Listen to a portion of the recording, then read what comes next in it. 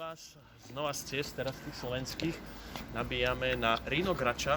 Sme to mali problém nájsť, lebo je to úplne nová nabíjacia stanica, vôbec to nemá auto v mapách. Rhinograča tu je proste dosť taký široký pojem, ale našli sme to.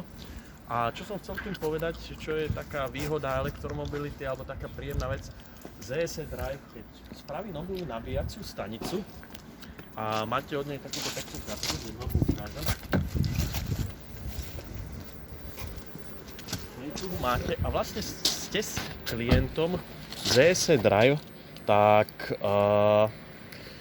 keď vybudujú novú nabíjaciu stanicu ako túto, spojaznili ho v decembri, tak nasledujúci mesiac máte buď jedno nabitie, alebo môžete sa to nabiť x krát, ale to nabitie, kde nabijete najviac kilowattov, tak máte vlastne nabitie zadarmo.